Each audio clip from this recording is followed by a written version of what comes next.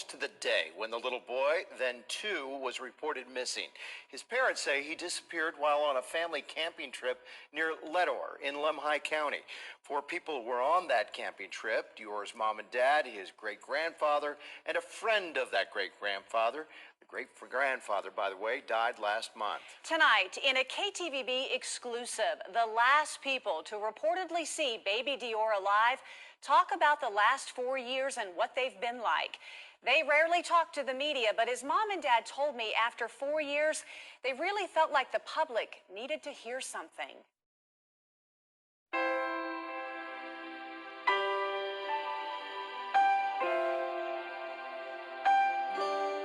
I always think about what would he be doing, or what would he be into, or, you know, what things he would like. He was only 2.5 when he went missing, and now it's 4 years that he's been missing. He's been missing longer than he was with me, and so that's really sad to me. He'd be working on stuff with me, working on his own stuff, riding a dirt bike, riding 4-wheelers. He'd be building stuff with me. That's exactly what he'd be doing. You look like there might be a little tear in your eye. It's not the easiest thing. I think about this stuff, and it's good stuff, but it's not the easiest thing. What do you think about? Just how he'd be now. I keep positive, and it is positive. But the best thing I ever did was been a father, and I've missed out on that. And now it is what it is. Sorry. It's okay. Take your time. There are 3 theories as to what happened to baby DeOrr. He was kidnapped from the campground, taken off by an animal, or someone on that camping trip did something to him. Do you have anything to hide? No, absolutely not. We had nothing to do with this, and we don't know anymore. And I understand how it looks and how it sounds. We just don't know anymore. And we wish we did, trust me. We wish we did. This is not a way for anybody to live. But what is it like to be accused of something like that? What is it like to be accused of murdering your son? It's sickening. It is sickening how quickly people will turn. Accusations and rumors about the parents' involvement began to emerge not long after baby DeOrr disappeared. And after 1 year of no answers, in July 2016, now retired Lemhi County Sheriff Lynn Bowerman named the parents suspects. We've given them too many opportunities to tell us what happened, if it was an accident, and there's been no interest in going that direction. So that tells me there's only one other possibility. It has to be a homicide. Bowerman told me in 2016 it was highly unlikely baby DeOrr was kidnapped. There's one road in and one road out to the remote Timber Creek campground. And if an animal had taken him, there would be evidence left behind, like DeOrr's boots that were too big for him. Bowerman believed they would have fallen off him. But after days and weeks of searching, not a trace of DeOrr found at the campground. Sheriff Bowerman, he said, I don't even know if DeOrr was up there at that campground. What's your reaction to that? What do you want people to know about that? You know, eventually I'll be able to prove a lot of these theories wrong, but... What do you mean by that? That's just a theory that is wrong. You know, my son was there, he was at the store, people seen him at the store. That's the hardest part about all this, is not knowing if he's alive or if he's gone, and I need to grieve and mourn the loss of my son, or, because all of this, I feel like I can't grieve because I don't know where, I don't know the situation. So if I start grieving and mourning the loss of him, then it feels like I'm giving up. If Bowerman is correct and he says, you were changing your stories, were you changing your stories, and why? I believe that a lot of it is like blocking things out. You're so emotional, you're trying to remember everything as they're asking you all these questions 1,000 times, and being drained and not sleeping and, everything all at once. You block things out or you forget. There were 2 more people at the campground that day: Jessica's grandfather, Bob Walton, and his friend, Isaac Reinwand. You're the one that can say whether or not baby DeOrr was even at that campground. As far as I know, to my knowledge, and he was there. He he was there the whole time. The whole time is that we were up there and was camping with us, yes. What do you think happened to baby DeOrr? I have no idea. Maybe it was an accident or something. I don't know. Do you think he's still alive? I don't have a comment on that. Do you think with his disappearance? Ooh, I'm not going to comment on that either. Why not? I just feel like I just want to stay neutral in this situation, you know. I don't want to point fingers. I don't think it's nice or it's right. Do you think Vernal DeOrr had anything to do with baby DeOrr's disappearance? I have no idea. Texas private investigator Philip Klein, who's now off the case, also believed Jessica and Vernal DeOrr were less than truthful, especially Jessica. And I was very clear.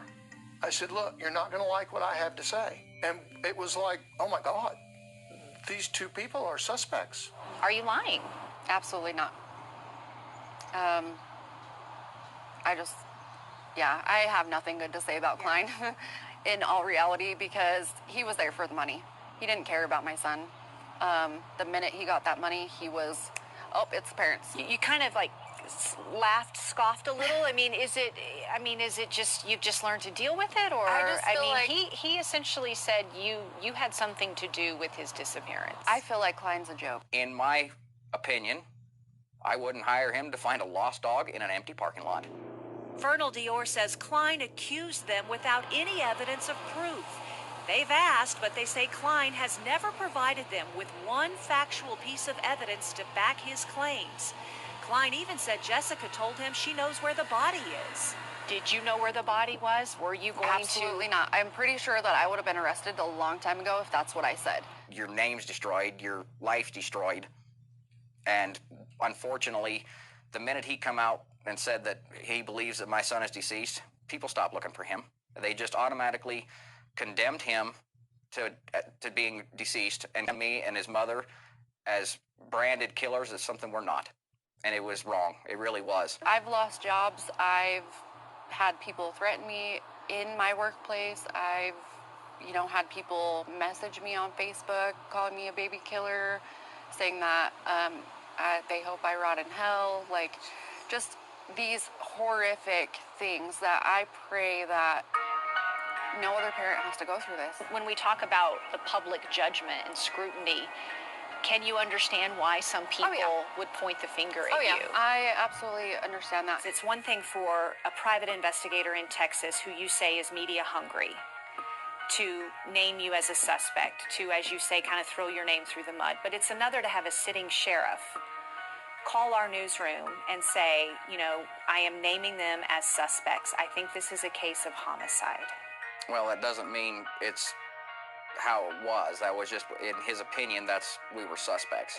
Who did it? What happened? If I knew, I wish I could tell you if I knew. But hopefully soon I will be able to know. I have to ask, did you do something to DeOrr? No, I know that this needs to be solved. I know the parents need closure, and I know everybody just wants to know what happened. So, and I wish I could tell everybody exactly what went down completely, but I don't remember everything. The current Lemhi County Sheriff, Steve Penner, does not consider any of the 4 people at the campsite a suspect. Instead, he calls them uncleared persons of interest. He told me, quote, "Other people have called them suspects, but I'm not committed to that theory. You can't just pursue one theory." And Penner still won't say what, if anything, they found 2 weeks ago during a renewed search that closed down the camp. In the meantime, the parents continue to wait. Do you think he's still alive? I'm trying to keep that hope alive that I will see him one day and that somebody's taking care of him, but 4 years later with no sightings, nobody asking for money, things like that. It's just hard to think that, and hard to keep that I'm going to see my kid. If DeOrr is still alive, what would you want to say to him right now? I just hope that I'm making you proud, that I have in all this. Just that you knew that amongst all the negativity that I never did stop the hope. I never did stop looking. And I love you. That's simple as that. And I love you. I just want my boy.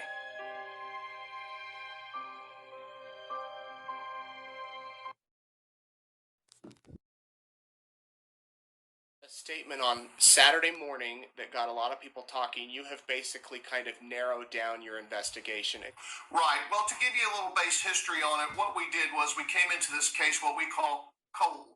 That means we didn't discuss our case with law enforcement. We didn't discuss it with anyone. We came in knowing only that there were 4 people on a mountain and a child had disappeared.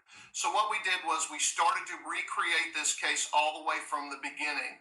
So there were 3 theories that we had come up with in the beginning. First, that possibility that there had been an animal that had possibly gotten the child and killed the child. Second was that it possibly could have been an abduction situation, forced, what we call forced abduction.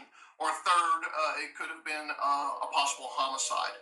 So what we did was we began to build this case back up. We built the case from the ground level. We've now done over 80 interviews, 500 man hours of investigation, countless statements, sworn statements. And what we've come up with simply is this. Number 1, there was not an animal that took the child in this situation. Number 2, there was no forced abduction. This includes the Black Rubicon. We can find no corroborating statements. We can find no corroborating witnesses. We can find nothing that can corroborate this. So we are absolutely beyond a reasonable doubt sure that this is not an abduction case. So that leaves us with one last possible theory, that the child could have died up on the mountain either accidentally or possibly with intent. And so now we are sinking our teeth into that part of the case, and we're developing that part of the case. So either way, it sounds like you're saying DeOrr is not alive. It's our firm's belief and our team's belief in the 9 investigators that are involved in this case that we do not believe DeOrr Kunz is alive. Where do you guys go from here? Well, where we go from here is pretty simple. We continually developing our case regarding the 2 possible issues. Number 1, that an accident happened up there, and the kid, being DeOrr, is possibly still up there in the situation that he just was missed. The second is that there was an intended removal of the body from that area. Our concern continues to be, as we have visited with a lot of the first responders that were there that day and witnesses that were there that day for the first hour of the child missing or the case missing, that none of the dogs were able to hit on any scent. We're concerned with that. We are also concerned with some other information that from folks that have come forward regarding axillary issues up on the mountain that day. And so what we are going to do is we're going to totally focus on those witnesses and those leads. And we still have, I'd say 5, maybe 6 really good active leads still working. I think that there's going to have to be a recreation again of that day. This time, I think all the forces coming together, recreating that day. And what I mean by forces is I mean that we are actively working with our information and providing it to law enforcement. We've met with law enforcement. I believe we're all on the same page on this. I think some witnesses are going to have to be brought back in and re-interviewed. And I believe that law enforcement has begun that process. At this point, we will be coming back up to Idaho very, very, very shortly, and we will be redoing those. So, the focus now is on the 4 folks that were up there that day. We're not blaming anybody. We're not accusing anybody. Now it's time for us to focus on those 4 people, and let's get to the bottom of this thing. Are you expecting a big break here soon? I don't know about a big break. I think it will happen faster than I think we even thought. I think the investigators are, we're never happy with a case like this, but I think we're satisfied that the case is moving faster than we thought it would move. I think we are focused on on the incident of that day, the timeline. There are some things that match, some things that don't match. And so I think we go back through now that timeline and we try to piece together that day. Have you ever seen a case like this in your professional experience? Well, our firm's done over 900 missing children's cases, and we've been successful at over 90% of those cases. And so this is kind of one of those cases that matches a few that we've done before, but there are some elements to this case that right when you think you've seen it all, you haven't. And I would probably classify this case as being one of those where we thought we'd seen it all, but now it's a little bit different. I think there's a lot of why questions that need to be asked. I think we know how. We're just trying to figure out why, and I think that's where this case is. Have all of the four people up there you mentioned, that have they all been cooperating with you? I would say three have been cooperative. There is one that has hired legal counsel, and we have been unable to interview him, and that would be Isaac Renwald. I think it's been very public that he has hired counsel. And that's his right under the law. We have tried to make contact with his counsel. He has not returned our phone calls. We have tried the opportunity of going to Isaac's home and visiting with him before we knew he was represented by counsel, and tried to visit with him, and he declined to interview with us, although he did say that he would be willing to come interview with us with his counsel present. But his counsel has made the decision not to let him make any statements at this time. The other three folks that were up there, being the mom and dad and the grandfather, have all given us sworn statements, and we're analyzing those now. And so that's kind of where we are. There are thousands of people intrigued by this case all over the world. It's bigger than just an East Idaho case. Is there anything you want all of those people to know? Well, what I'd say to the folks out there in the social media world is that we realize this is a very emotional case. I mean, you look at that little boy's face, and I'm not gonna lie to you, and I'm not gonna tell you that there hasn't been in this room that I sit right now, which is what we call the war room, where we have everything set up and we're working very hard on this case. There have not been some tears shed in this room by some very seasoned investigators, both male and female. And I would probably send the message to this: stop the conjecture, stop the rumors, be good citizens, ask your questions. We'll answer as we can on social media. We don't just sit there on social media and watch it. If we have something to say, pretty much everybody will be there to be able to hear it. If you know something, say something. We've had some excellent tips on social media, and I mean some really good ones. So we're very proud of the social media crowd, but we're asking everybody just to take a breath and take a step back. This is about a little boy, and this is about the family of this little boy, and this is about the city of DeOrr and Idaho Falls and the state of Idaho. And this is about the United States of America and how something like this can happen.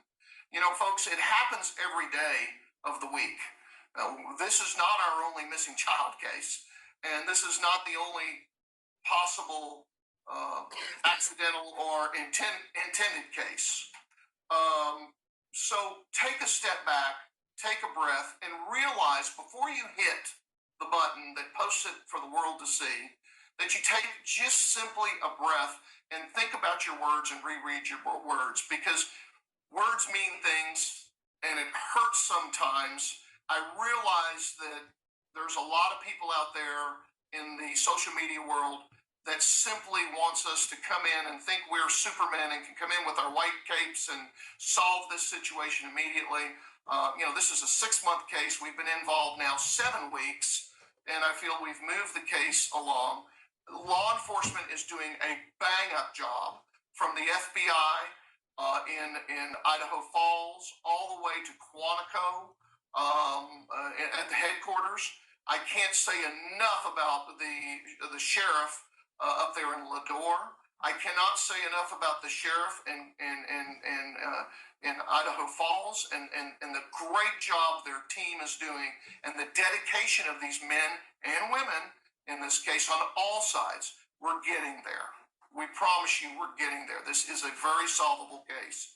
We will get there, but you must understand that this case is now going to a prosecutorial phase very quickly, and we need to do it right. We need to do it right for the citizens of Idaho.